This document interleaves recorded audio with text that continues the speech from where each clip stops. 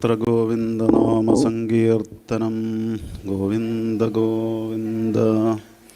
നമോ നമഃ സദ്ഗുരുഭ്യോ നമോ നമഃ. നമോ നമഃ സദ്ഗുരുഭ്യോ നമോ നമഃ. ശ്രുതിസ്മൃതിപുരാണാനാമാലയം കരുണാലയം നമാമി ഭഗവത്പാദശങ്കരം ലോകശങ്കരം. സദാശിവസമാരംഭാം ശങ്കരാചാര്യമധ്യമാം അസ്മദാചാര്യപര്യന്താം വന്ദേ ഗുരുപരമ്പരാം. കൃഷ്ണായ വാസുദേവായ ഹരയേ പരമാത്മനെ പ്രണതക്ലേശനാശായ ഗോവിന്ദായ നമോ നമഃ. സർവത്ര ഗോവിന്ദനാമസങ്കീർത്തനം. ഗോവിന്ദ ഗോവിന്ദ. ആദ്യമായി എല്ലാവർക്കും നമസ്കാരം.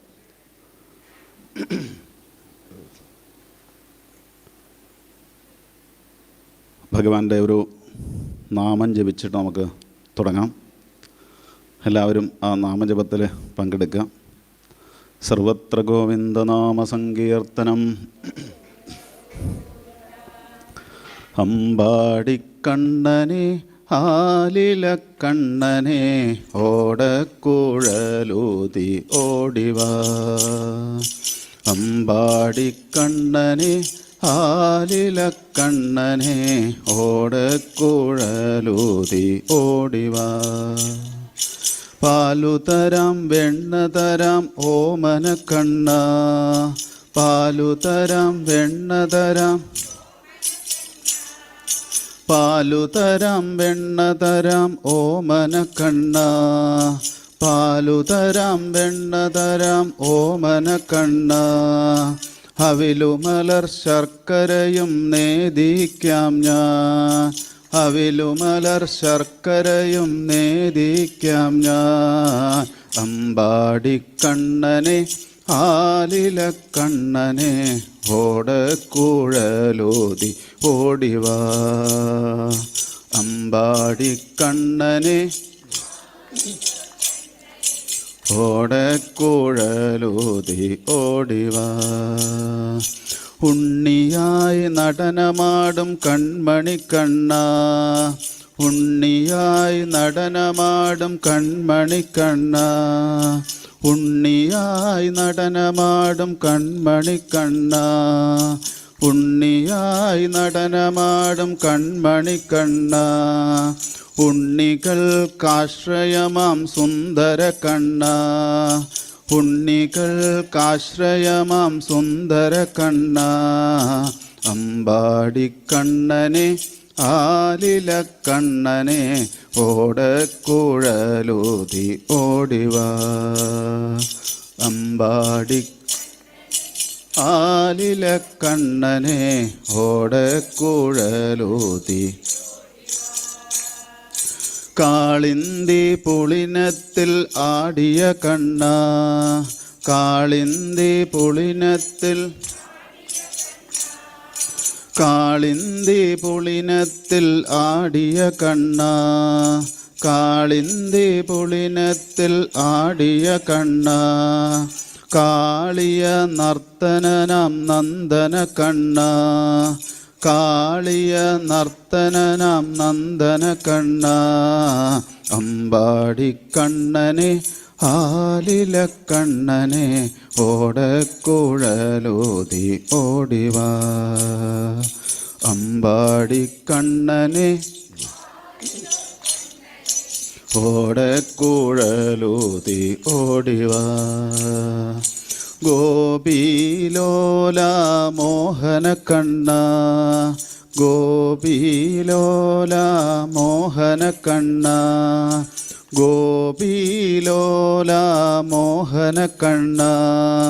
ഗോപീലോല മോഹനക്കണ്ണ. രാസവിഹാര രാധാകണ്ണ. രാസവിഹാര രാധാകണ്ണ. അമ്പാടിക്കണ്ണനെ ആലിലക്കണ്ണനെ ഓടക്കുഴലൂതി. അമ്പാടിക്കണ്ണനെ ആലിലക്കണ്ണനെ ഓടക്കുഴലൂതി ഓടിവാ. അമ്പാടിക്കണ്ണനെ ആലിലെ കണ്ണനെ ഓടക്കുഴലൂതി ഓടിവാ, ഓടക്കുഴലൂതി ഓടിവാ. സർവത്ര ഗോവിന്ദനാമസങ്കീർത്തനം, സർവത്ര ഗോവിന്ദനാമസങ്കീർത്തനം.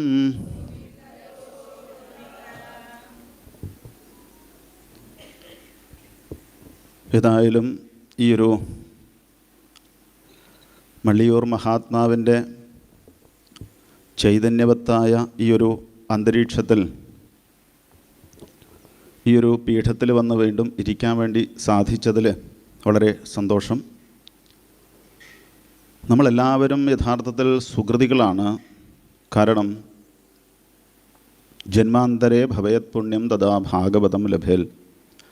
ജന്മജന്മാന്തരങ്ങളിൽ ചെയ്തതായ പുണ്യം കൊണ്ട് മാത്രം ഏതൊരുവനും സാധിക്കുന്നതായ ഒന്നാണ് ഇങ്ങനെയുള്ള സത്സംഗങ്ങളിൽ വന്ന് പങ്കെടുക്കുക, അത് കേൾക്കുക എന്നൊക്കെ പറയുന്നത്.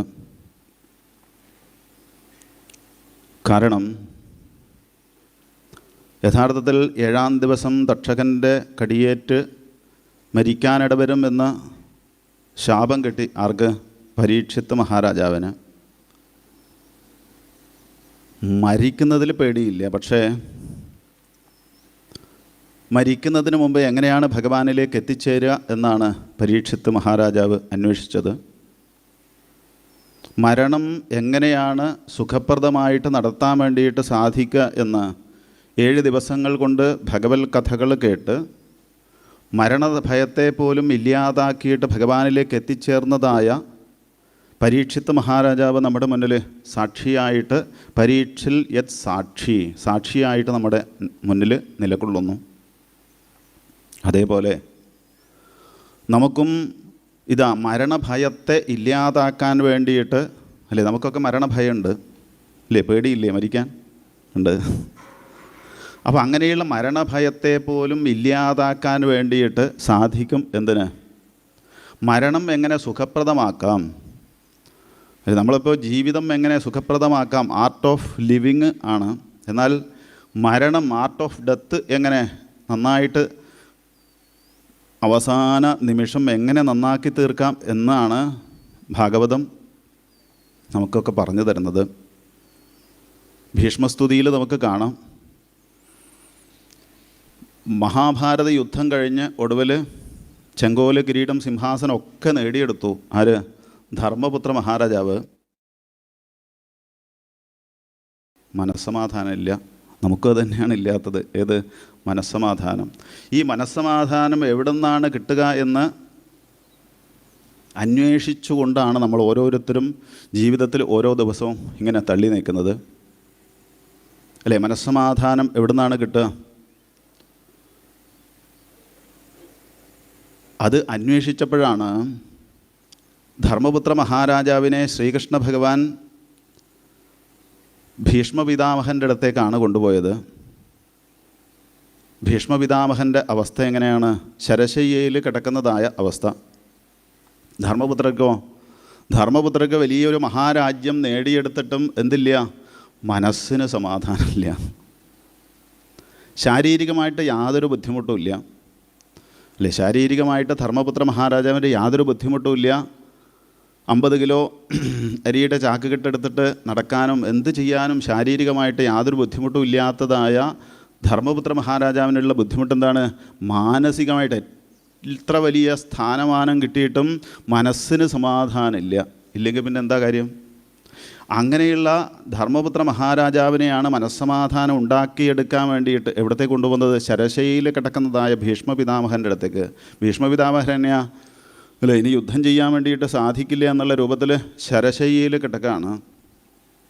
പക്ഷേ ശാരീരികമായിട്ട് തളർന്നിട്ടും അദ്ദേഹത്തിന് മാനസികമായിട്ട് തളരാത്തതായ ആ ഒരു അവസ്ഥയുണ്ടായി. ഇതൊക്കെ നമുക്ക് ബാധകമാണ്, അല്ലേ? നമുക്ക് എന്തൊക്കെ യോഗ്യതകൾ, കഴിവുകളൊക്കെ ഉണ്ടെങ്കിലും ചിലപ്പോൾ മാനസികമായിട്ടും ശാരീരികമായിട്ടൊക്കെ തളർന്നിട്ട് നമ്മൾ കിടപ്പിലായി കഴിഞ്ഞാലും, ശാരീരികമായിട്ട് തളർന്നാലും മാനസികമായിട്ട് തളരരുത് എന്നുള്ള വലിയൊരു കാര്യമാണ് ഭാഗവതത്തിൽ കൂടി നമുക്ക് കാണിച്ചു തരുന്നത്, അല്ലേ? ധർമ്മപുത്ര മഹാരാജാവ് ശാരീരികമായിട്ട് തളരാതെ കണ്ട് ആണെങ്കിലും മാനസികമായിട്ട് തളർന്നു. ഞാൻ ഇത്ര വലിയ രാജ്യം നേടിയിട്ടും എന്തിനു വേണ്ടിയിട്ടായിരുന്നു? എൻ്റെ സ്വാർത്ഥ താല്പര്യത്തിന് വേണ്ടിയിട്ടായിരുന്നില്ല എന്നുള്ള ബോധമുണ്ടായി.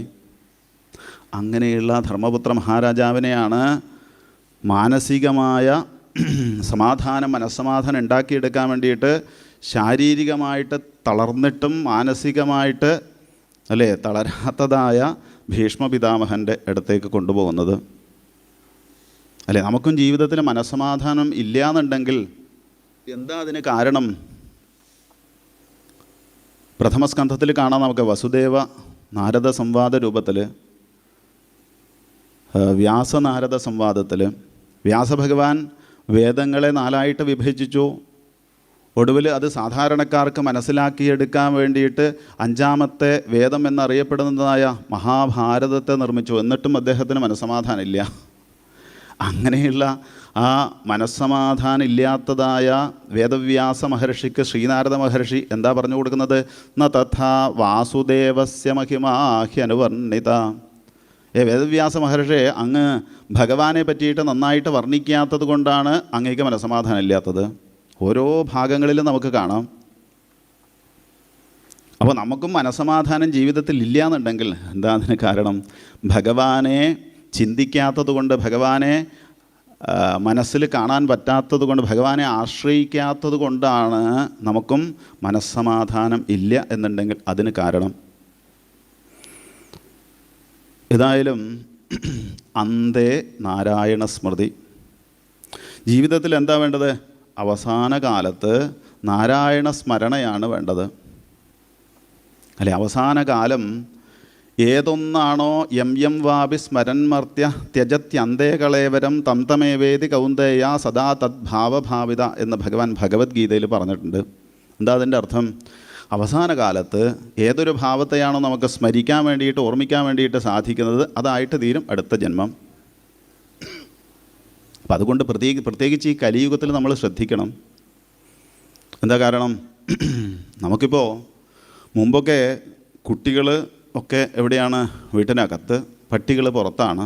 ഇപ്പോൾ ഈ കലിയുഗം ആയതോട് കൂടിയിട്ട് കുട്ടികളൊക്കെ പുറത്തും, പിന്നെ വീട്ടിൽ ആരും ഉണ്ടാവില്ല, 2 പേര് അല്ലെങ്കിൽ ഒരാളെ ഉണ്ടാവുള്ളൂ. അപ്പോൾ കുട്ടികളൊക്കെ വിദേശങ്ങളിലൊക്കെ പോയിട്ട് എന്ത് ചെയ്തു? അവരൊക്കെ പുറത്ത് പോയതുകൊണ്ട് ഇപ്പോൾ പട്ടികളാണ് അകത്ത്. പട്ടികൾ മാത്രമല്ല, പിന്നെയോ വളർത്തുമൃഗങ്ങൾ, പക്ഷികൾ ഒക്കെ നമ്മൾ വളരെ താല്പര്യത്തോടു കൂടിയിട്ട്, സ്നേഹത്തോടു കൂടിയിട്ട്, സ്വന്തം കുട്ടികളെക്കാൾ സ്നേഹത്തോടു കൂടിയിട്ട് നമ്മുടെ ഗൃഹങ്ങളിൽ വളർത്തുമ്പോൾ നമുക്കുള്ള ഒരു മുന്നറിയിപ്പാണ് ഭാഗവതം ഭരതചരിതത്തിൽ കൂടി കാണിച്ചു തരുന്നത്. ഒരു മാനുമായിട്ടുള്ളതായ ബന്ധം കൊണ്ട് അതിനെ തന്നെ സ്മരിച്ചിട്ട് അടുത്ത ജന്മത്തിൽ മാനായിട്ട് തീർന്നുന്നുണ്ടെങ്കിൽ നമ്മൾ ഓർമ്മിക്കുക എന്ത്? ചിലപ്പോൾ സ്വന്തം കുട്ടികളെക്കാൾ സ്നേഹമാണ്. ചില ഗൃഹങ്ങളിലൊക്കെ പോയി കഴിഞ്ഞാൽ കാണാം, ഇപ്പോൾ ഈ ഒരു ആധുനിക കാലഘട്ടത്തിൽ 80,000 1 ലക്ഷമൊക്കെ വിലയുള്ളതായ പട്ടികളെ വാങ്ങിച്ചിട്ട് അതിനെ തൻ്റെ സ്റ്റാറ്റസാണ് എന്ത്? അതിൻ്റെ കാലത്ത് മോർണിംഗ് വാക്കിന് പോകുമ്പോൾ അതിനെയും പിടിച്ചിട്ട് ഇങ്ങനെ പോവാം, കൊണ്ടുവന്ന് അതിനെയൊക്കെ കുളിപ്പിച്ച് സോഫയിൽ ഇരുത്തി അതിൻ്റെ വായൊക്കെ പിളർന്ന് ഇഡ്ഡലി ചട്ടണിയിലൊക്കെ മുക്കിയിട്ട് അതിൻ്റെ വായിലൊക്കെ ഇങ്ങനെ ഇട്ട് കൊടുക്കുമ്പോൾ എന്തൊരു ആനന്ദമാണ് അനുഭവിക്കുന്നത്. അതിനെ തൻ്റെ കൂടെ തന്നെ കിടത്തുക, ഇങ്ങനെ സദാസമയം അതിൻ്റെ കൂടെ വളർത്തുമൃഗങ്ങൾ, പട്ടികൾ മാത്രമല്ല, പിന്നെ വളർത്തുമൃഗങ്ങൾ, പക്ഷികളൊക്കെ അമിതമായ സ്നേഹം നമ്മൾ നടത്തിക്കഴിഞ്ഞാൽ അമിതമായ സ്നേഹം നമുക്ക് ആപത്താണ്.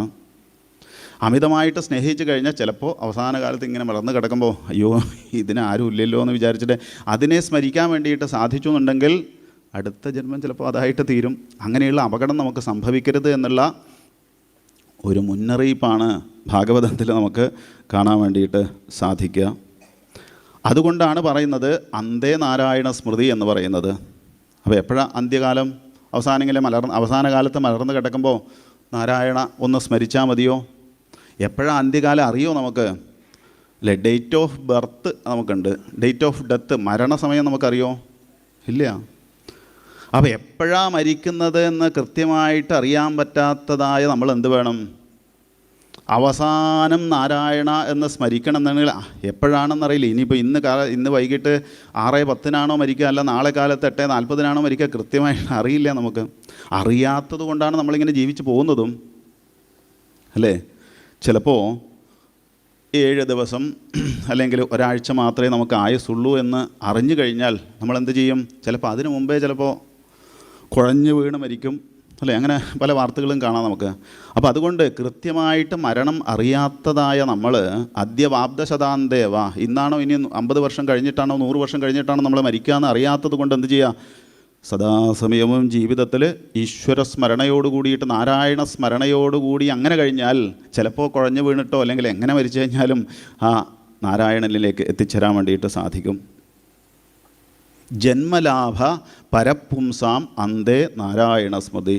ജീവിതത്തിൻ്റെ ഏറ്റവും വലിയ ലാഭം എന്ന് പറയുന്നത് എന്താണ്? നാരായണ സ്മരണ ഉണ്ടാകലാണ്. ഭഗവാന്റെ സ്മരണ, ഓർമ്മ ജീവിതത്തിൽ ഉണ്ടാകലാണ് ജീവിതത്തിൻ്റെ ഏറ്റവും വലിയ ലാഭം. മറ്റുള്ള ലാഭങ്ങളൊന്നും ലാഭമല്ല എന്നാണ് ഭാഗവതം നമുക്ക് പറഞ്ഞു തരുന്നത്. മറ്റുള്ള ലാഭങ്ങൾ എന്തൊക്കെയാണ്? അല്ലേ, ഒരുപാട് സമ്പാദിച്ചു, കോടിക്കണക്കിന് ബാങ്കിൽ ഡെപ്പോസിറ്റ് ഉണ്ട്, പിന്നെയോ ചെക്ക് ബുക്കുണ്ട്, ഇതൊക്കെ പോകുമ്പോൾ കൊണ്ടുപോകാൻ പറ്റുമോ? ഇല്ല. ഭാര്യ, ഗൃഹദ്വാരി, അല്ലേ, എത്ര സമ്പാദിച്ചു കഴിഞ്ഞാലും അതൊക്കെ ഇവിടുന്ന് പോകുമ്പോൾ നമ്മൾ ഉപേക്ഷിച്ചിട്ട് വേണം ഇവിടുന്ന് പോവാൻ, അല്ലേ? മരിച്ചു കഴിഞ്ഞതായ ഒരാൾ, അയാൾ ഉണ്ടാക്കിയതായ സമ്പാദ്യം മുഴുവൻ 500-ൻ്റെ പെട്ടക്കുന്ന നോട്ട് അല്ലെങ്കിൽ ചെക്ക് ബുക്ക്, പാസ്ബുക്ക് കുറേ ഉണ്ട്, ഇതെല്ലാം എന്നാൽ പിന്നെ അയാളിവിടെ കൊണ്ടുപോയിക്കോട്ടെ എന്ന് വിചാരിച്ചിട്ട് ചിതയിൽ കൊണ്ട് ആരെങ്കിലും നിക്ഷേപിക്കുമോ?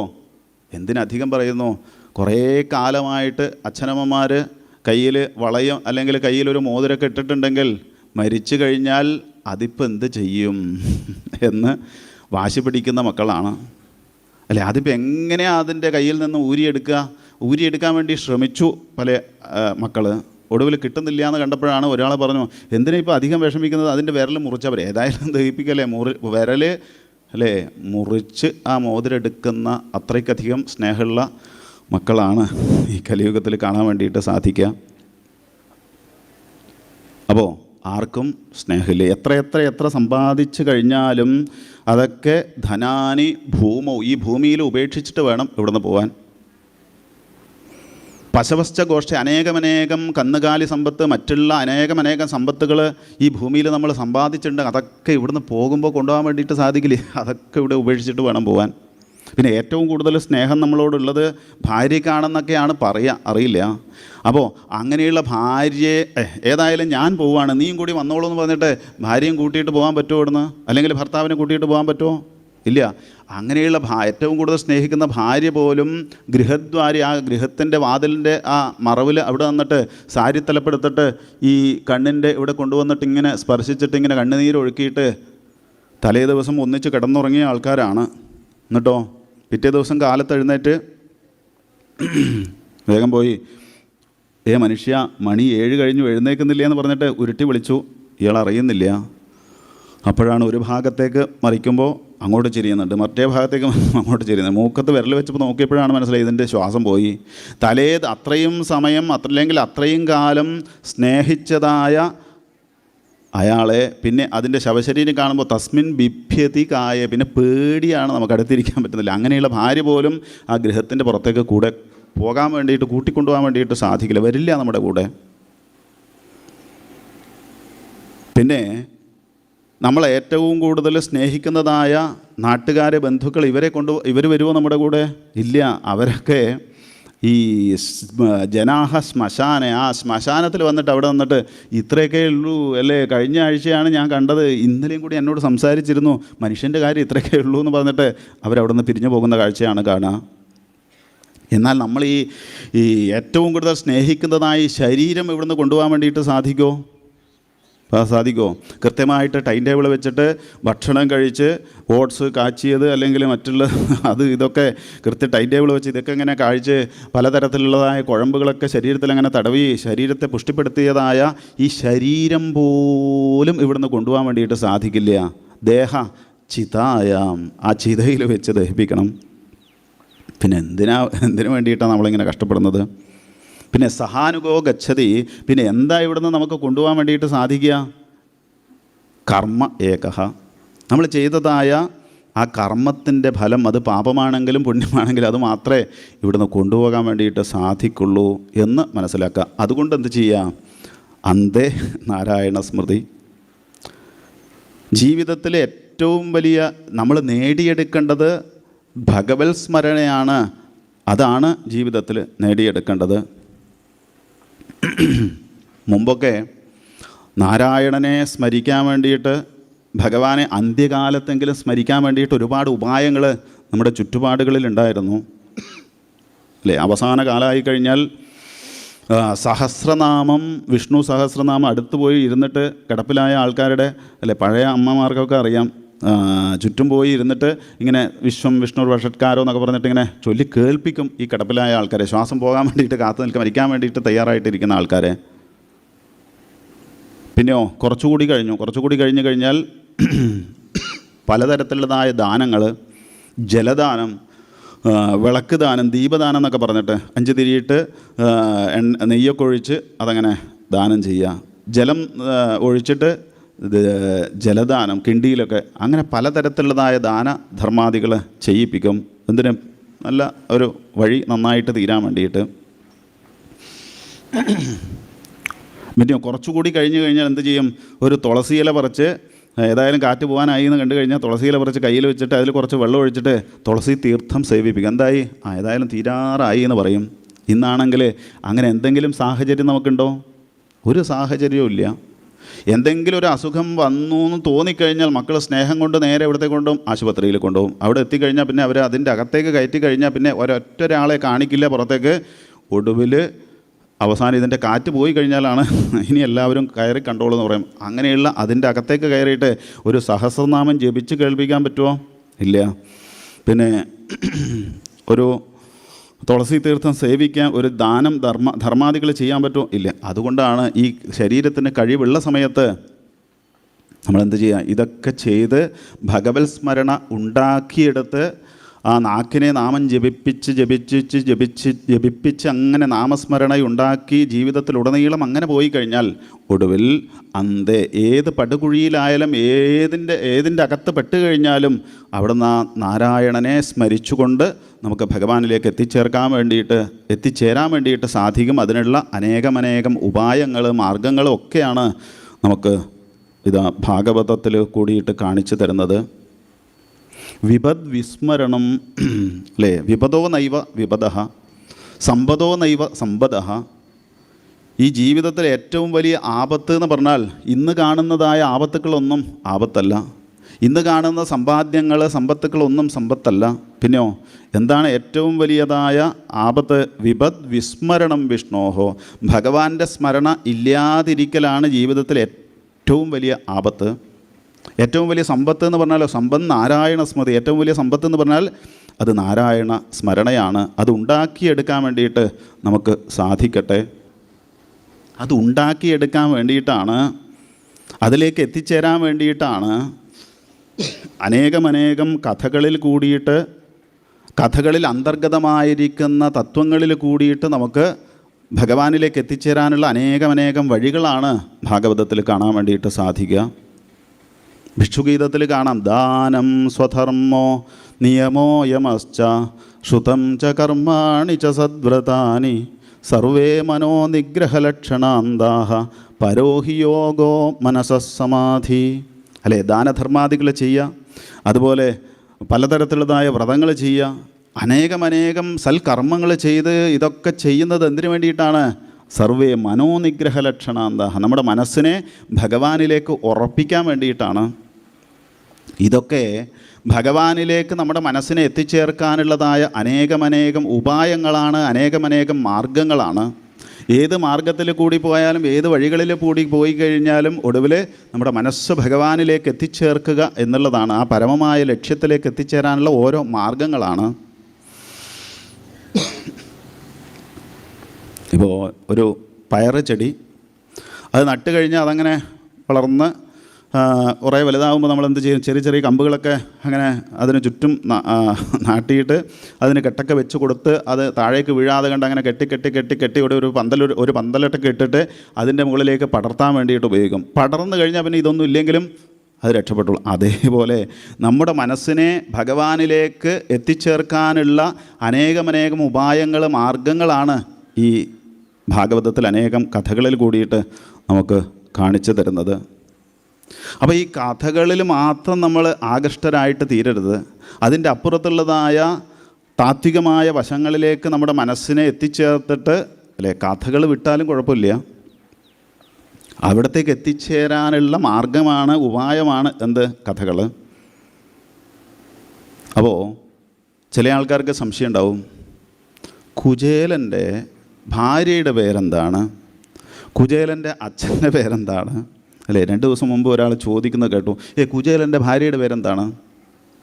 ഇവിടുന്ന് ആരോ ചോദിക്കുന്നത് കേട്ടു. അപ്പോൾ ഈ കുചേലൻ്റെ ഭാര്യയുടെ പേരോ അല്ലെങ്കിൽ കുചേലൻ്റെ അച്ഛൻ്റെ പേരോ ഇതൊന്നും അല്ല നമുക്ക് ആവശ്യം. പിന്നെയോ അത് ഭാഗവതത്തിൽ പറഞ്ഞിട്ടില്ലല്ലോ, അത് അന്വേഷിച്ചിട്ട് പോകലല്ല നമ്മുടെ ലക്ഷ്യം.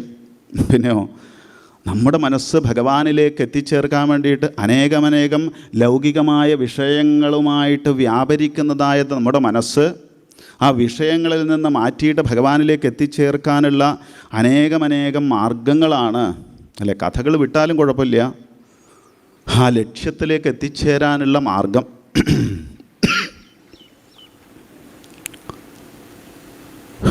ഏതായാലും മുമ്പ് ഏതായാലും ഭക്തിജ്ഞാന വൈരാഗ്യങ്ങളെ ഊട്ടിയുറപ്പിക്കാൻ വേണ്ടിയിട്ടാണ് എന്ത്? ഭാഗവതം. ഭക്തി, ജ്ഞാനം, വൈരാഗ്യം. ഭക്തിയും ജ്ഞാനവും അത് നമുക്ക് ഇല്ല ഉണ്ടോയെന്നറിയില്ല. ഏതായാലും വൈരാഗ്യം എന്ന് പറയുന്നത് നമുക്ക് പെട്ടെന്ന് വരുന്ന ഒന്നാണ്, ഭക്തി, ജ്ഞാന, വൈരാഗ്യങ്ങൾ. ഇനി 12 സ്കന്ധത്തിൽ 3-ാം അധ്യായത്തിൽ 13-ാമത്തെ ശ്ലോകത്തിൽ നമുക്ക് കാണാം, കഥായിമാസ്തേ കഥിതാമഹീയസാം വിതായ ലോകേഷു യശപരയുഷാം വിജ്ഞാനവൈരാഗ്യ വിവക്ഷയാ വിഭോ വജോ വിഭൂതീർന്ന തു പാരമാർത്ഥ്യം.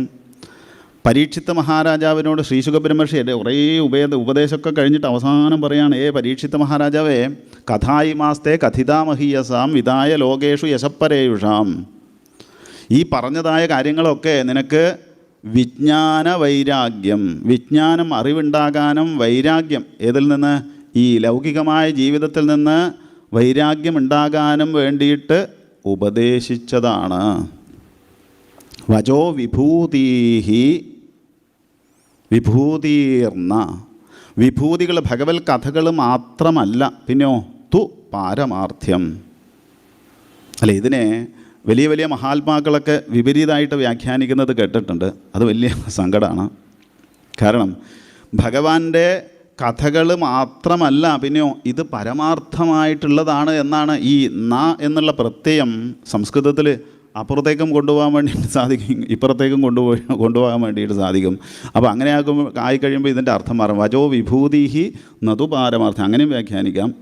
പക്ഷേ നമ്മൾ ഭാഗവതമൊക്കെ കേട്ടിട്ട് അനേകം ഭഗവത് കഥകളൊക്കെ കേട്ടിട്ട് അങ്ങനെ വ്യാഖ്യാനിക്കാൻ വേണ്ടിയിട്ട് തോന്നും. ഈ ഭഗവത് കഥകളൊക്കെ യഥാർത്ഥമായിട്ട് നടന്നതാണ്.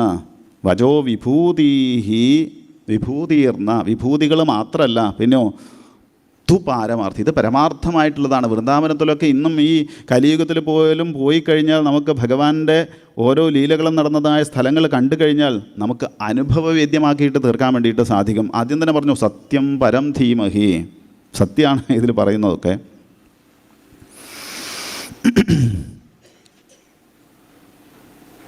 അത് നമ്മൾ മനസ്സിലാക്കുക. അപ്പോൾ നമുക്കും ജീവിതത്തിൽ ഭഗവാനിലേക്ക് എത്തിച്ചേരാനുള്ളതായ മാർഗങ്ങളാണ്, വഴികാട്ടികളാണ് ഭാഗവതത്തിൽ അനേകമനേകം കഥകളിൽ കൂടിയിട്ട് പറഞ്ഞു തരുന്നത്. ഏത് പ്രകാരത്തിലായാലും ഏത് ഭാവത്തിലായാലും ഹൃദയത്തിൽ ഭഗവാനെ കാണാൻ വേണ്ടിയിട്ട് സാധിക്കണം. നമ്മളും അതിനു വേണ്ടിയിട്ടാണ് ഇപ്പോൾ ഇവിടെ വന്നിരിക്കുന്നത്, അല്ലേ? ഇതിനു വേണ്ടിയിട്ട് ഭഗവാനെ ഹൃദയത്തിൽ കാണാൻ വേണ്ടിയിട്ടാണ്. അങ്ങനെ മുമ്പ് ഒരു ശിഷ്യൻ ഗുരുനാഥനോട് ചോദിച്ചു, അസാര സംസാര സമുദ്രമധ്യേ സമജ്വതോമേ ശരണം കിമസ്തി ഗുരോ കൃപാലോ കൃപയാവതൈതൽ. ഹേ ഗുരുനാഥ, ഈ വലിയ സംസാര സാഗരത്തിൽ പെട്ടിട്ടുള്ളതായ നമുക്ക് ഇത് കടക്കാൻ വേണ്ടിയിട്ട് എന്താണ് ഒരു ഉപായം? കൃപയാ ഗുരോ കൃപാലോ കൃപയാവതേതൽ. ഗുരുനാഥ, അങ്ങയുടെ കൃപ കൊണ്ടിതാ എനിക്കതൊന്ന് പറഞ്ഞു തരണം എന്ന് പറഞ്ഞപ്പോൾ ആ ഗുരുനാഥൻ എന്താ പറഞ്ഞത്? വിശ്വേശ പാദാംബുജ ദീർഘനൗക. ഈ വിശ്വേശനായിട്ടുള്ളതായ ഭഗവാന്റെ വലിയ ആ ദീർഘമായിട്ടുള്ളതായ പാദങ്ങളാകുന്ന തോണിയെ ആശ്രയിച്ചോളൂ, നിഷ്പ്രയാസം ഈ വലിയ സംസാര സമുദ്രത്തെ അക്കരയ്ക്ക് കടക്കാൻ വേണ്ടിയിട്ട് സാധിക്കും. അതുതന്നെയാണ് ഭാഗവതത്തിൽ ഉടനീളം നമുക്ക് കാണാൻ വേണ്ടിയിട്ട് സാധിക്കുന്നത്. അപ്പോൾ അങ്ങനെ അനേകം കാര്യങ്ങൾ, പല വഴികളുണ്ട് ഭഗവാനിലേക്ക് എത്തിച്ചേരാൻ, പല വഴികൾ നമുക്ക് കാണാൻ വേണ്ടിയിട്ട് സാധിക്കും അല്ലേ? ജ്ഞാനമാർഗം, ഭക്തിമാർഗം എന്നൊക്കെ പറഞ്ഞിട്ട്, സാഖ്യമാർഗം എന്നൊക്കെ പറഞ്ഞിട്ട് അനേകം വഴികൾ കാണാൻ വേണ്ടിയിട്ട് സാധിക്കും. അതിൽ ഏറ്റവും നല്ല മാർഗം മോക്ഷസാധന സാമഗ്ര്യം ഭക്തിരേവ ഗരീയസി എന്ന നാരദ ഭക്തി സൂത്രത്തിൽ നാരദ മഹർഷി നമുക്ക്, ശ്രീനാരദ മഹർഷി പറഞ്ഞു തന്നു അല്ലെ? ഭഗവാനിലേക്ക് എത്തിച്ചേരാനുള്ള ഏറ്റവും നല്ല ഒരു മാർഗം എന്ന് പറയുന്നത് ഏതാണ്? ഭക്തി മാർഗമാണ്. പക്ഷെ ഭക്തി മാർഗം എന്ന് കേൾക്കുമ്പോൾ നമുക്ക് തോന്നും എളുപ്പമാണെന്ന്. അല്ല, ഈ ഭഗവാൻ എന്ന് പറയുന്നത് മുക്തിം ദദാതി കരിഹിചിൽ സ്മന ഭക്തി യോഗം. മുക്തി ഭഗവാനെ ആശ്രയിക്കുന്നതായ, തന്നിലേക്ക് ഏത് ഭാവത്തിലായാലും ഏത് പ്രകാരത്തിലായും എത്തിച്ചേരുന്നതായ സകല ആൾക്കാരെയും ഭഗവാൻ തന്നിലേക്ക് മോക്ഷം എന്നുള്ളതായ ആ ഒരു ഭാവത്തിലേക്ക് എത്തിച്ചേർക്കും. പക്ഷേ മുക്തി എന്ന് പറയുന്നത് കൊടുക്കും. പക്ഷേ ഭക്തി കരിഹിചിൽ സ്മന ഭക്തി യോഗം, ഭക്തി എന്ന് പറയുന്ന എളുപ്പം കൊടുക്കുന്ന ഒന്നല്ല. നിരീക്ഷണ പരീക്ഷണങ്ങളിലൂടെ ഒടുവിൽ കറകളഞ്ഞതായ ഭക്തനാക്കി തീർത്തിട്ട് മാത്രമേ കൊടുക്കുള്ളൂ. ഭക്തി എന്ന് പറയുന്നത് എളുപ്പം കിട്ടുന്ന ഒന്നല്ല. പക്ഷേ ആ ഒരു ഭക്തിയിൽ കൂടി മാത്രമേ ഏറ്റവും എളുപ്പവും അതാണ് ഭഗവാനിലേക്ക് എത്തിച്ചേരാനുള്ളതായ മാർഗം. ദുർലഭം മാനുഷം അല്ല, ഈ മനുഷ്യജന്മം എന്ന് പറയുന്നത് നമുക്ക് ദുർലഭമായിട്ട് കിട്ടുന്ന ഒന്നാണ്. അത് കിട്ടിയിട്ട് വിശേഷബുദ്ധിയുള്ളതായ മനുഷ്യനാണ് അല്ലേ? വിവേകബുദ്ധി വിശേഷബുദ്ധി എന്നൊക്കെ പറയും. എന്താ ഈ വിവേകബുദ്ധി വിശേഷബുദ്ധി എന്നൊക്കെ പറഞ്ഞാൽ? തിരിച്ചറിയാനുള്ള കഴിവ് അതുണ്ടോ നമുക്ക്? ഉണ്ടെന്നാണ് നമ്മുടെ ഭാവം.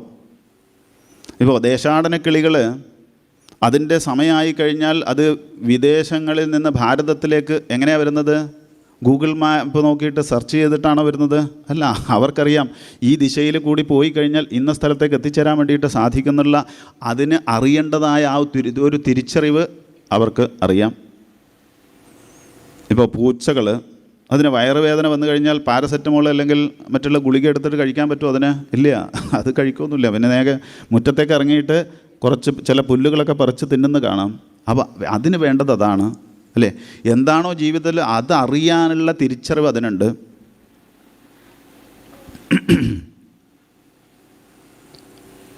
ഇപ്പോൾ വള്ളം വേണമെങ്കിൽ വെള്ളത്തിൽ ഇറക്കാം. പക്ഷേ വള്ളത്തിൽ കയറിയാലോ ബുദ്ധിമുട്ടാണ്. വെള്ളം ഇഷ്ടമാണെന്ന് വിചാരിച്ചിട്ട് വേഗം കിണറ്റിലേക്ക് എടുത്ത് ചാടിക്കഴിഞ്ഞാലോ? സാമ്പാർ നല്ല ഇഷ്ടമാണ് ഒരാൾക്ക് എന്ന് വിചാരിച്ച് വേഗം സാമ്പാറിലേക്ക് പോയി വീണ് കഴിഞ്ഞാലോ കാര്യമുണ്ടോ? ഇല്ല. ഇതേപോലെയാണ് നമുക്ക് അറിയേണ്ടത് എന്താണോ അതിനെപ്പറ്റി അറിയാൻ വേണ്ടിയിട്ട് പരിശ്രമിക്കലാണ്, അതിനെപ്പറ്റി അറിയാൻ വേണ്ടിയിട്ട് പരിശ്രമിക്കുകയാണ് ജീവിതത്തിൽ വേണ്ടത്. എന്താ നമുക്കറിയേണ്ടത്? നമുക്കറിയേണ്ടത് ഈ അധ്യാത്മവിദ്യ, ആധ്യാത്മികമായ ജ്ഞാനം, അതാണ് ജീവിതത്തിൽ നേടിയെടുക്കേണ്ടത്. ഈ ആധ്യാത്മികത ഇല്ലെങ്കിൽ വേറെ എന്തൊക്കെ നമ്മൾ നേടിയെടുത്തിട്ടും ഒരു കാര്യമില്ല. മുമ്പൊരു മുതല അല്ലേ, കഥ കേട്ടിട്ടുണ്ടാവും. മുതല കുരങ്ങനെ പുറത്ത് കയറ്റിയിട്ട് പുഴയുടെ മധ്യത്തിൽ കൂടി അങ്ങനെ പോയി മധ്യത്തിലെത്തിയപ്പോഴോ മുതല പറഞ്ഞു കുരങ്ങനോട്, നിന്നോടുള്ള സ്നേഹം കൊണ്ടൊന്നുമല്ല ഞാൻ അക്കരയ്ക്ക് കൊണ്ടുവന്നു, പിന്നെ എൻ്റെ ഭാര്യ അവിടെ അസുഖമായിട്ട് കിടക്കുന്നുണ്ട്, ഹൃദയരോഗം അല്ലേ? ആ ഒരു രോഗത്തെ ഇല്ലാതാക്കാൻ വേണ്ടിയിട്ട് കുരങ്ങ നിൻ്റെ ഹൃദയം കൊണ്ടൊരു മരുന്നുണ്ടാക്കിയിട്ട് അതിനെ കൊടുത്താലേ അതിന് സുഖം കിട്ടുള്ളൂ, അതുകൊണ്ടാണ് നിന്നെ അപ്പുറത്തേക്ക് കൊണ്ടുപോകുന്നത് എന്ന് പറഞ്ഞപ്പോൾ ആ കുരങ്ങൻ പറഞ്ഞു, അയ്യോ എന്നാൽ പിന്നെ നീ നേരത്തെ പറയണ്ടേ, എൻ്റെ ഹൃദയം ആ മരക്കൊമ്പിൽ വെച്ചിട്ടാണ് ഞാൻ വന്നതെന്ന് പറഞ്ഞിട്ട് പോയില്ലേ? അതേപോലെ ഇവിടെ മുതലകളാകുന്ന അനേകം ആൾക്കാർ നമ്മളെ ഈ ലൗകികമായ ജീവിതത്തിൽ കബളിപ്പിക്കാൻ വേണ്ടിയിട്ട് അനേകം മുതലകളെ പോലെയുള്ള ആൾക്കാർ അനേകം ഈ പ്രപഞ്ചത്തിലുണ്ട്. അവരുടെയൊക്കെ കബളിപ്പിക്കലിൽ പെടാതെ കണ്ട് നമുക്ക് ജീവിതത്തെ സുന്ദരമായിട്ട് കൊണ്ടുപോകണമെന്നുണ്ടെങ്കിൽ എന്ത് വേണം? ഈ ഈശ്വരജ്ഞാനം, ആധ്യാത്മിക വിദ്യ, അധ്യാത്മജ്ഞാനം നേടിയെടുത്തു കഴിഞ്ഞാൽ നമുക്കൊരു തിരിച്ചറിവുണ്ടാവും. എന്ത്? അയാൾ പറയുന്നത് ശരിയല്ല, ഇയാൾ പറയുന്നത് ശരിയില്ല എന്ന ഒരു അതീന്ദ്രിയ ജ്ഞാനം. മൂന്നാം കണ്ണ് തുറക്കുക എന്നൊക്കെ പറയില്ലേ? എന്താ അത്? ജ്ഞാനചക്ഷുസ്. അത് നമുക്ക് തുറക്കാൻ പറ്റും. അത് ഒരു മുൻവിധി, അത് തിരിച്ചറിവ് നമുക്ക് നേടിയെടുക്കാൻ വേണ്ടിയിട്ട് സാധിക്കും. എങ്ങനെയാണ് ജീവിതം കൊണ്ടു നടക്കേണ്ടത് എന്ന് കാണിക്കുന്നതായ അനേകം ഭാഗങ്ങൾ നമുക്ക് കാണാം. കാരണം നമ്മളൊക്കെ ഈ ലൗകികമായ ജീവിതത്തിൽ പല സുഖദുഃഖങ്ങളിൽ പെട്ടിട്ട് ഇങ്ങനെ ജീവിതം നയിച്ചു കൊണ്ടിരിക്കുന്ന ആൾക്കാരാണ്. അപ്പോൾ അങ്ങനെയുള്ള നമുക്ക് നമ്മുടെ മനസ്സ് പല വിഷയങ്ങളുമായിട്ട് കൈകാര്യം ചെയ്യുമ്പോൾ ആ വിഷയങ്ങളിലൊന്നും കുരുങ്ങാതെ കണ്ട് നമ്മുടെ മനസ്സിനെ കൊണ്ടു നടക്കാൻ വേണ്ടിയിട്ട് സാധിക്കലാണ് യഥാർത്ഥത്തിൽ ആധ്യാത്മികത എന്ന് പറയുന്നത്. വിഷയാൻ ധ്യായതശ്ചിത്തം വിഷയേഷു വിഷജ്യതേ മാം അനുസ്മരതശ്ചിത്തം മയ്യേവ പ്രവലീയതേ. നിരന്തരമായിട്ട് വിഷയങ്ങളാണ് നമ്മൾ എല്ലാ ദിവസവും കൈകാര്യം, പല തരത്തിലുള്ളതായ വിഷയങ്ങൾ, ലൗകികമായ വിഷയങ്ങൾ. അതങ്ങനെ കൈകാര്യം ചെയ്തുകൊണ്ടിരുന്നു കഴിഞ്ഞാൽ എന്തായിട്ട് തീരും? അതിൽ പെട്ടുപോകും. അപ്പോൾ എന്ത് വേണം? മാമനുസ്മരതശ്ചിത്തം. ഭഗവാൻ പറഞ്ഞതാണ്, എന്നെ തന്നെ സ്മരിക്കുക. എന്നെ തന്നെ നിരന്തരമായ സ്മരണ കൊണ്ട് എന്നിലേക്ക് എത്തിച്ചേരാൻ വേണ്ടിയിട്ട് സാധിക്കും എന്ന് ഭഗവാൻ പറഞ്ഞ വാക്കുകളാണ്. അങ്ങനെയുള്ള ശ്രീകൃഷ്ണ ഭഗവാൻ ഈ പ്രപഞ്ചത്തിൽ എങ്ങനെയാണ് ജീവിതത്തെ നന്നായിട്ട് കൊണ്ടുപോകേണ്ടത് എന്ന് നമുക്ക് ജീവിച്ച് കാണിച്ചു തന്നതായ ഒരു അവതാരമൂർത്തിയാണ് ശ്രീകൃഷ്ണ ഭഗവാൻ. അല്ലേ? ശ്രീകൃഷ്ണന് എത്രയെത്ര പ്രശ്നങ്ങളാണ്. നമ്മളെത്രയൊന്നും പ്രശ്നം ഭഗവാൻ ഉണ്ടായിട്ടില്ല. ജനിച്ചതന്നെ എവിടെയാണ്? കാരാഗ്രഹത്തിലാണ്. പിന്നെ അവിടുന്ന് ഗോകുലത്തിലേക്ക് പോയി എന്തൊക്കെയാണ് എത്ര ആൾക്കാരാവുന്നത്? പൂതന, ശകടാസുരൻ എന്നൊക്കെ പറഞ്ഞിട്ട് എത്രയോ ആൾക്കാർ വന്നു. ഇങ്ങനെ ജീവിതത്തിൽ എന്ത് പ്രതിസന്ധികൾ വന്നാലും, എന്തൊക്കെ ദുഃഖങ്ങൾ വന്നാലും, അല്ലെ, ജീവിതത്തിൽ ജയമായാലും പരാജയമായാലും സുഖമായാലും ദുഃഖമായാലും എല്ലാത്തിനെയും അല്ലേ സമചിത്തതയോട് കൂടിയിട്ട് നേരിടാൻ വേണ്ടിയിട്ട് എല്ലാം ഒരു പുഞ്ചിരിയിൽ, അല്ലെ, എന്ത് വന്നാലും ജീവിതത്തിൽ പുഞ്ചിരിയോടുകൂടി നേരിട്ട് ജീവിതം ഇങ്ങനെയാണ് കൊണ്ടു നടക്കേണ്ടതെന്ന് നമുക്ക് കാണിച്ചു തന്നതായ അവതാരമൂർത്തിയാണ് ആര്? ശ്രീകൃഷ്ണ ഭഗവാൻ. അങ്ങനെയുള്ള ഭഗവാനെ കണ്ട് നമ്മൾ പഠിക്കുകയാണ് വേണ്ടത്. ഇങ്ങനെയൊക്കെയാണ് വേണ്ടത്. അല്ലേ? എന്തൊക്കെ പ്രതിബന്ധങ്ങൾ വന്നോ ഭഗവാന്, എന്നിട്ടോ അതിനെയൊക്കെ സമചിത്തതയോട് കൂടിയിട്ട് ഒരു പുഞ്ചിരിയോട് കൂടിയിട്ട് നേരിടാൻ വേണ്ടിയിട്ട് സാധിച്ച മഹാപുരുഷനാണ്, അവതാരമൂർത്തിയാണ് ശ്രീകൃഷ്ണ ഭഗവാൻ. അല്ലെ? വേണുഗാനെന്ന് പറഞ്ഞ ഒരു മനോഹരമായ ഒരു ഭാഗമുണ്ട് ഭാഗവതത്തിൽ. ഭഗവാന്റെ ആ ഓടക്കുഴൽ നാദം എങ്ങനെയാണത്? അത് ലോകത്തിലുള്ള സകല ആൾക്കാരെയും മോഹിപ്പിക്കുന്നതായ ഒന്നാണ് ഭഗവാന്റെ ഓടക്കുഴൽ വിളി. അങ്ങനെയുള്ള ഓടക്കുഴലും നമ്മളുമായിട്ടൊരു ബന്ധമുണ്ട്. നവദ്വാരേ പുരേ ദേഹി. ഓടക്കുഴലിന് 9 ദ്വാരങ്ങളാണുള്ളത്. അതേപോലെ നമ്മുടെ ശരീരത്തിനും 9 ദ്വാരങ്ങളുണ്ട്. പക്ഷേ ഓടക്കുഴലിൻ്റെ ഉള്ള് ശുദ്ധമാണ്, അല്ലെ? ഒരു മാലിന്യവും ഇല്ല. എന്നാൽ നമ്മുടെ ഉള്ള് എങ്ങനെയാണ്? പരിശുദ്ധമല്ല. അപ്പോൾ അങ്ങനെയുള്ള ഓടക്കുഴലിനെ പോലെ പരിശുദ്ധമായിട്ട് നമുക്ക് നമ്മുടെ മനസ്സിനെയും തീർക്കാൻ വേണ്ടിയിട്ട് സാധിച്ചു എന്നുണ്ടെങ്കിൽ ഓടക്കുഴൽ എപ്പോഴും ഭഗവാന്റെ ശരീരവുമായിട്ട് ഒട്ടി നിൽക്കുന്ന ഒന്നാണ്. ഓടക്കുഴൽ ഇല്ലാത്ത കൃഷ്ണൻ ഇല്ല. ഓടക്കുഴൽ ഉണ്ടെങ്കിൽ മാത്രമേ കൃഷ്ണനാവുള്ളൂ. അതേപോലെ കൃഷ്ണൻ്റെ അടുത്തേക്ക് കൃഷ്ണനോട് കൂടിയിട്ട് എപ്പോഴും ഒട്ടി നിൽക്കാൻ വേണ്ടിയിട്ട് സാധിക്കണമെന്നുണ്ടെങ്കിൽ എന്ത് ചെയ്യുക? ഓടക്കുഴലിനെ പോലെ പരിശുദ്ധമായ മനസ്സോടുകൂടി നമുക്ക് തീർന്നു കഴിഞ്ഞാൽ നമുക്കും സാധിക്കും. എന്തിനധികം പറയുന്നു? ഭഗവാൻ എന്തിനാ വൃന്ദാവനത്തിൽ ഓടക്കുഴൽ വിളിക്കുന്നത്? പശുക്കളെ മേയ്ക്കാൻ വേണ്ടിയിട്ട് വൃന്ദാവനത്തിൽ പോയി കഴിഞ്ഞാൽ ഓടക്കുഴൽ നാദം അങ്ങനെ വിളിക്കുമ്പോൾ പശുക്കളും പശുക്കുട്ടികളൊക്കെ വൃന്ദാവനത്തിൽ പുല്ല് തിന്നുകൊണ്ട് അങ്ങനെ പോകുന്നത് കാണാം. പക്ഷെ അവർ പോകുമ്പോഴും അവരെപ്പോഴും 2 കാതുകളും ശ്രദ്ധിക്കുന്നത് ഇവിടത്തേക്കാണ്. ഭഗവാന്റെ ആ ഓടക്കുഴൽ നാദത്തിലേക്കാണ് അവർ ശ്രദ്ധിക്കുന്നത്. അതങ്ങനെ ശ്രദ്ധിച്ചുകൊണ്ട് അവരുടെ ലൗകികമായ വ്യാപാരങ്ങൾ അവർ ചെയ്യും. പുല്ല് തിന്നുന്നുണ്ടാവും, ചിലപ്പോൾ അടിപിടി കൂടുന്നുണ്ടാവും, ചിലപ്പോൾ ഇണ ചേരുന്നുണ്ടാവും. അങ്ങനെ എന്ത് സകല പ്രവർത്തികൾ ചെയ്യുമ്പോഴും അവരെന്ത് ചെയ്യും? അവരുടെ കാതുകൾ കൊണ്ട് ഭഗവാനെ എൻ്റെ ആ ഓടക്കുഴൽ നാദം ശ്രവിച്ചുകൊണ്ടാണ് അവരുടെ പ്രവർത്തികൾ ചെയ്യുന്നത്. അതിൻ്റെ ഒരു പരിധിയുണ്ട്. അത് വിട്ടിട്ട് അവർ പുറത്തേക്ക് പോവില്ല. പുറത്തേക്ക് പോയി കഴിഞ്ഞാലോ ചിലപ്പോൾ ക്രൂരമൃഗങ്ങൾ അല്ലേ അവരുടെ പിടിയിൽപ്പെട്ടിട്ട് ജീവിതം തന്നെ ചിലപ്പോൾ നശിച്ചു പോകും. പിന്നെ ഈ നാദം കേൾക്കാതെ കണ്ടവർക്ക് ഭഗവാന്റെ അടുത്തേക്ക് എത്തിച്ചേരാനും പറ്റില്ല. അപ്പോൾ ആ ഒരു ഭഗവാന്റെ ഓടക്കുഴൽ ആ നാദത്തിൻ്റെ വലയത്തിൻ്റെ ഉള്ളിലിരുന്നു കൊണ്ട് നാൽക്കാലികളായ മൃഗങ്ങളായ പശുക്കൾ ഭഗവാന്റെ ഓടക്കുഴൽ നാദം കേട്ടുകൊണ്ട് തൻ്റെ സകല പ്രവർത്തികളും ചെയ്യുന്നു എന്നുണ്ടെങ്കിൽ അത് ശ്രദ്ധിക്കുന്നത് കൊണ്ടാണ് അവർക്ക് ഒരപകടവും വരാതെ കണ്ടവർക്ക് ജീവിക്കാൻ വേണ്ടിയിട്ട് സാധിക്കുന്നത്. അതേപോലെ അല്ലേ നാൽക്കാലികളായ മൃഗങ്ങൾക്ക് അത് സാധിക്കുന്നു എന്നുണ്ടെങ്കിൽ വിശേഷ ബുദ്ധിയുള്ളതായ മനുഷ്യരായ നമുക്ക് എന്തുകൊണ്ട് അത് സാധിക്കുന്നില്ല? എന്താ ഈ ഓടക്കുഴൽ നാദം എന്ന് പറഞ്ഞാൽ? പ്രപഞ്ചനാദം ഓങ്കാരമാണ്, ആ ബ്രഹ്മതത്വം.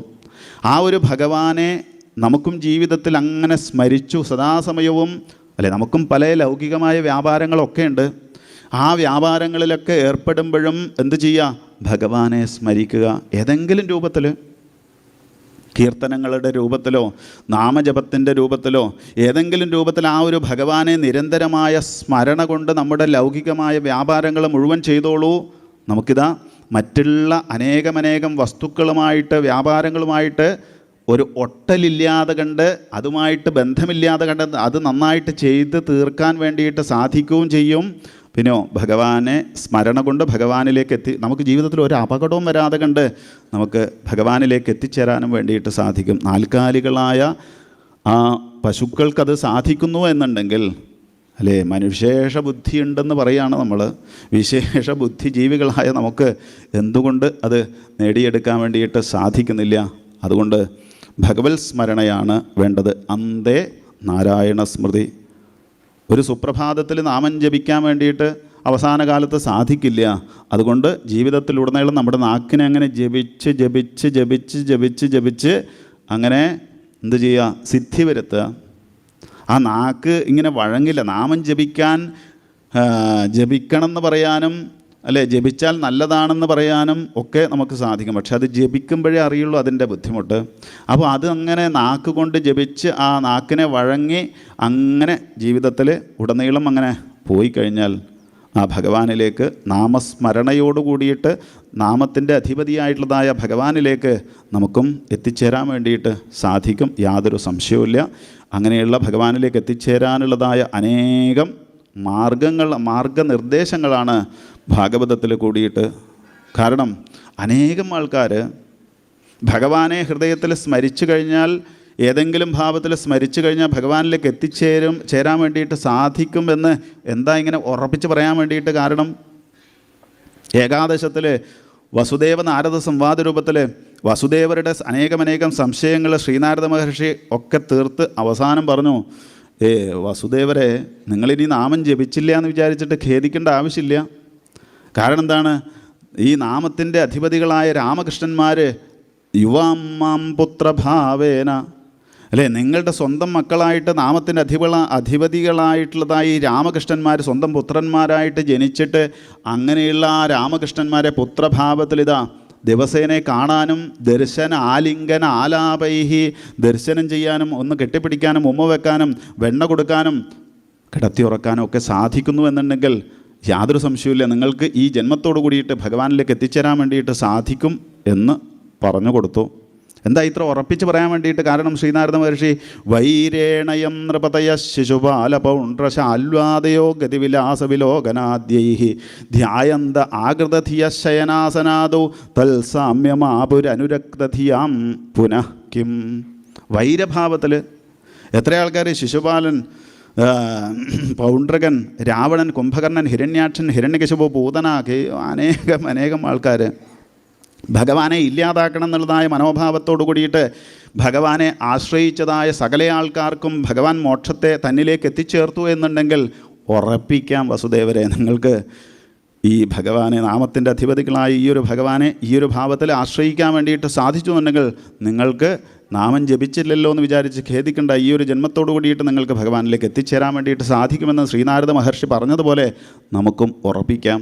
എന്ത്, ഏതെങ്കിലും ഭാവത്തിൽ, ഏതെങ്കിലും പ്രകാരത്തിൽ ഈ ഒരു ഭഗവത് സ്മരണ, ഭഗവാന്റെ നാമത്തിൻ്റെ അധിപതിയായിട്ടുള്ളതായ ഭഗവാനെ നമുക്ക് സ്മരിക്കാൻ വേണ്ടിയിട്ട്, ഓർമ്മിക്കാൻ വേണ്ടിയിട്ട് സാധിച്ചു എന്നുണ്ടെങ്കിൽ നമുക്കും ഈ ഭഗവാന്റെ പാദങ്ങളിലേക്ക് എത്തിച്ചേരാൻ വേണ്ടിയിട്ട് സാധിക്കട്ടെ. ആ ഒരു നാമസ്മരണയും ഭഗവാനിലേക്ക് എത്തിച്ചേരാനും ഭഗവാന്റെ അനുഗ്രഹവും എല്ലാവർക്കും ഉണ്ടാകട്ടെ എന്ന് പ്രാർത്ഥിച്ചുകൊണ്ട് ഈ ഒരു മള്ളിയൂർ സത്രവേദിയിൽ ആ ഒരു പോസിറ്റീവ് എനർജി തളം കെട്ടി നിൽക്കുന്നതായ ആ ഒരു മഹാത്മാവിൻ്റെ ഈ ഒരു സത്രവേദിയിൽ വന്ന് കുറച്ച് സമയം നിങ്ങളുമായിട്ട് സംവദിക്കാൻ വേണ്ടിയിട്ട് കിട്ടിയത് ഒരു മഹാഭാഗ്യമായിട്ട് കരുതുന്നു. എല്ലാ ഭക്തന്മാരുടെയും എല്ലാ മഹാത്മാക്കളുടെയും ഒക്കെ പാദങ്ങളിൽ സ്മരിച്ചുകൊണ്ട് ഇവിടെ നിർത്തുന്നു. സർവത്ര ഗോവിന്ദനാമ സങ്കീർത്തനം. ഗോവിന്ദ ഗോവിന്ദ.